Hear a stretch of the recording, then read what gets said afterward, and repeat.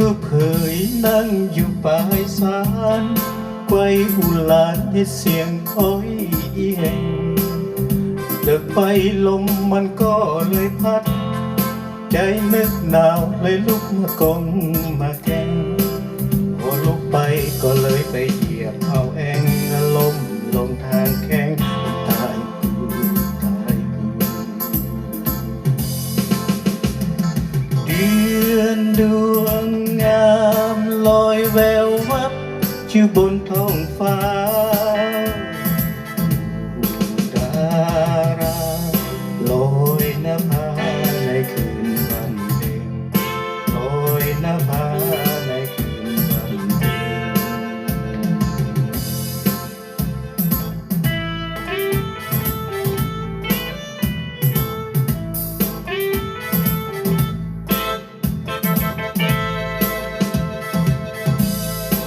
มีตู้เผยผู้นอนอยู่ถึงเตียง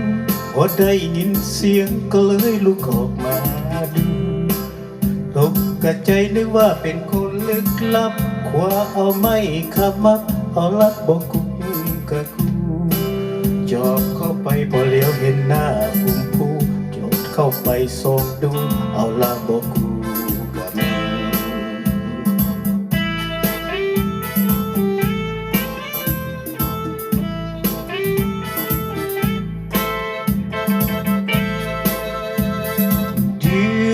ดวงงามลอยแวววับอยู่บนท้องฟ้าดาราลอยนภาในคืนวันเพ็ญลอยนภาในคืนวันเพ็ญ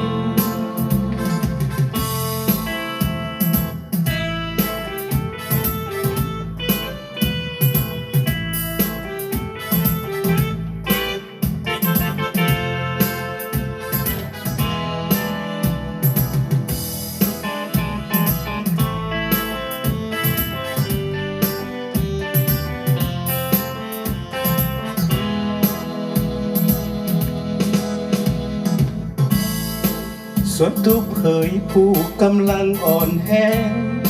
นอนตะแคงมองเห็นเลยตกตะลึงเอ๊ะเมียกูเป็นยังถือไม่ขมับลุกปึ๊บปั๊บขมับมือมาพอดีฟังเสียงดังเตือนว่ากอกได้กอกดีนำตั้ง10 สาวที่เสียงมันดีพอฟัง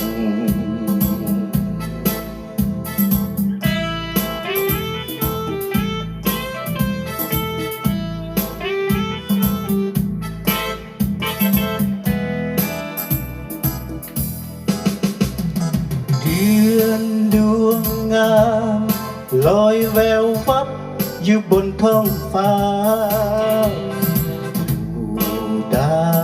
ราลอยนภาในคืนวันเพ็ญลอยนภาในคืนวันเพ็ญ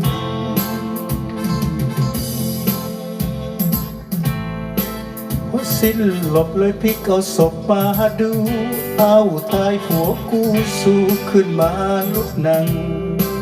ทางตู้เผยยังแค่ให้แกเมียฮักก็เลยพักเอาจนเมียคนทันอย่างอกถึงทำหน้าคึงคังกูตกสารก็ยังขมับมาให้กิ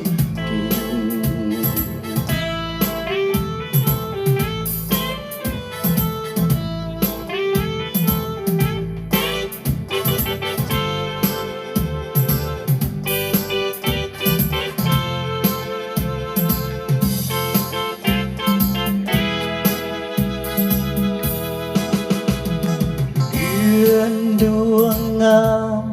ลอยแวววับอยู่บนท้องฟ้าดาราลอ